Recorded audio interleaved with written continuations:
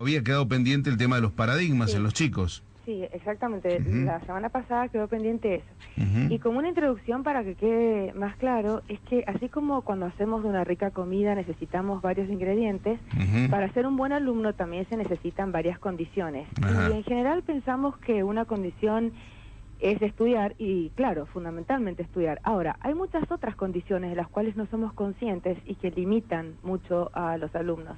Entre ellas está el impacto de nuestros paradigmas, o sea, cómo ajá, influyen nuestras creencias.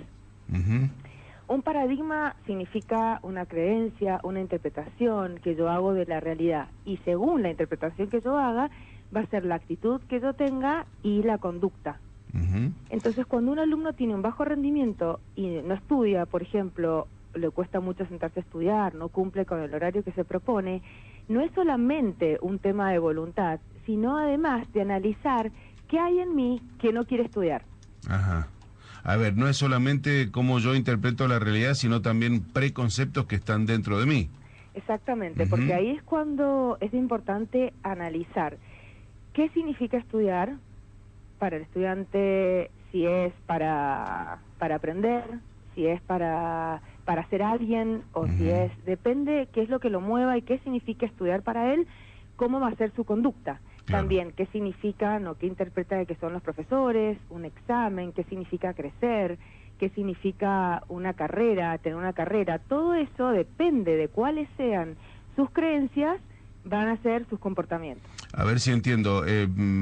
Si yo estudio para, como decías, para ser alguien, como se dice comúnmente, para no morirme de hambre el día de mañana y no ser un simple empleado, o estudio porque siento pasión por esa carrera o por tener cada vez mayores conocimientos sobre el área que me gusta.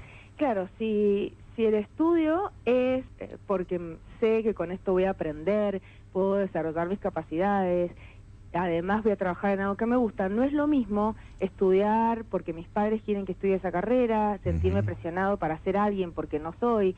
No, esas motivaciones, como son equivocadas, limitan mucho al alumno. Entonces, a la hora de sentarse a estudiar, estudia menos o le claro. rinde mucho menos el tiempo. Aún poniéndole toda la voluntad es una cosa que cuesta, ¿no?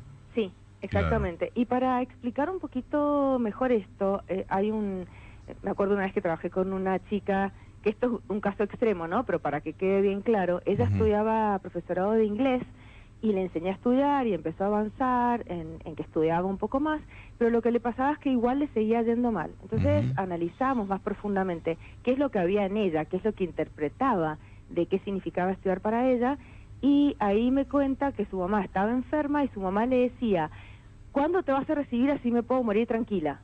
No, Entonces, claro. tanto se lo decía que la hija, esta chica, interpretaba que si se recibía, su mamá se Claro. iba a morir tranquila. Asociaba el título con la Claro, muerte de su mamá. exacto. Eso es un Claro. caso extremo pero para que quede Sí, claro sí, claro. cómo nos limitan, cómo nos condicionan los paradigmas cuando son equivocados. Ujú.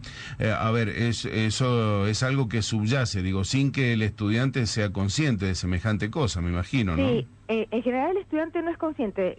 El estudiante dice, me propongo estudiar tantas horas por día y no lo logro, y no Claro. quiero, y no tengo ganas, y no se da cuenta que no es solamente una cuestión de conducta, sino que hay un paradigma, una creencia más profunda detrás, que es la que hay que analizar. Por Ujú, ejemplo, el otro día trabajaba con un chico y le digo, bueno, mira, vas a escribir una carta como si fuera un amigo y le vas a poner hola estudio. Entonces le ujú. vas a hablar al estudio todo lo que pensás y todo lo que sentís. Entonces él puso, estudio, 2 puntos, te odio. No te quiero ver más. Está muy bueno. Te odio, sos lo peor que me ha pasado en la vida. Me Ujú, traes problemas con mi familia, no sé para qué existís.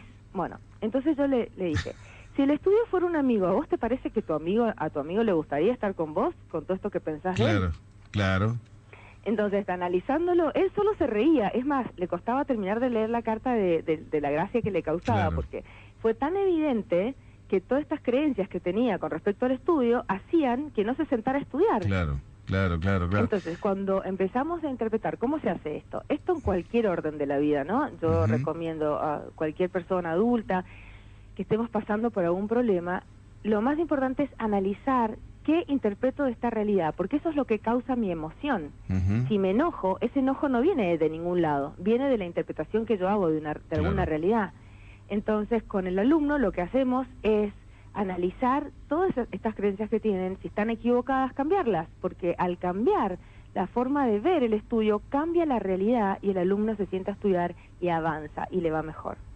Y se me ocurre que esto también pasa con los papás y se lo transmiten a los chicos también, ¿no? Que por allí tengan un concepto equivocado que subyace en el comportamiento diario y que le transmiten y le exigen al chico a la hora de estudiar. Sí, he hablado con muchos padres y muchas veces me pasa que los padres me dicen, pero si yo confío en él, si yo sé que es inteligente y sé que le va a ir bien, y el hijo, por otro lado, en la misma entrevista dice, no, eso no es cierto, vos no confías en mí. Claro. Entonces, cuando pasa eso, en general, lo que hacemos los papás es decir, bueno, mi hijo no me interpreta, pero el hijo en ese momento está ahí para que yo aprenda algo. Es decir, es una señal para decir, a ver, verdaderamente, si soy honesto conmigo mismo, ¿es verdad que confío en mi hijo? Claro.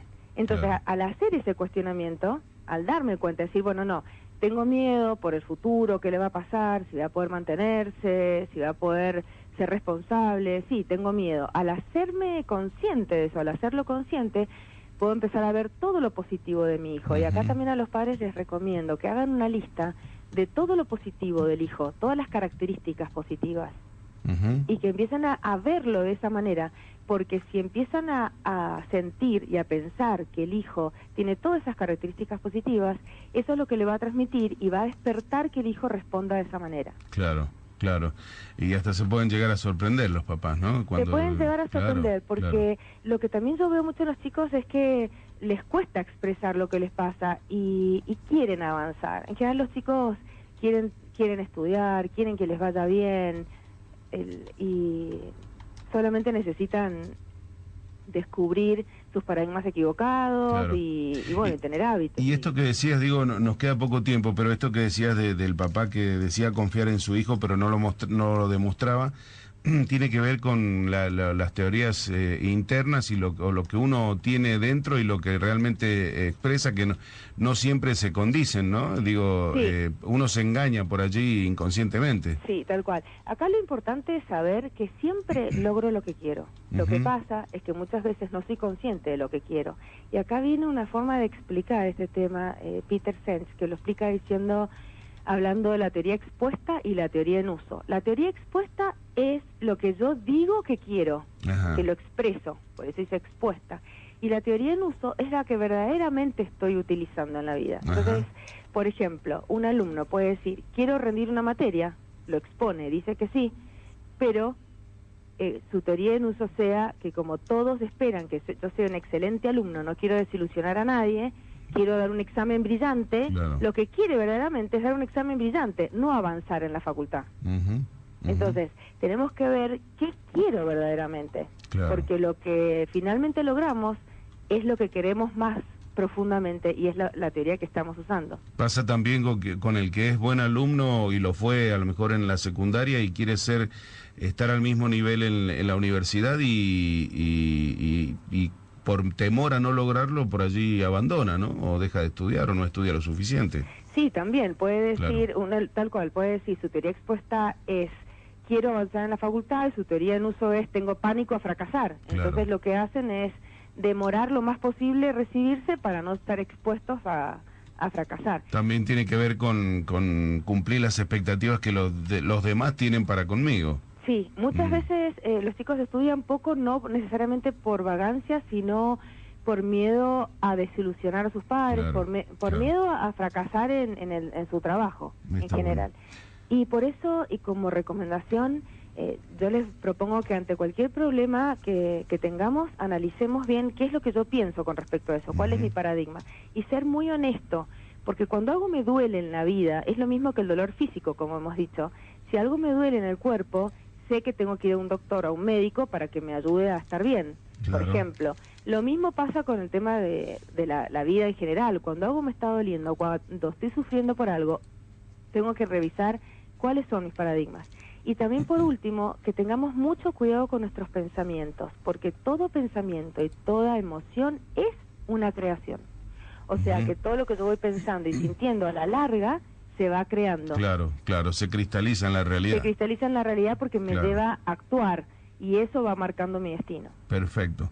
Bueno, ha sido la verdad que muy útil la charla de hoy, muy interesante.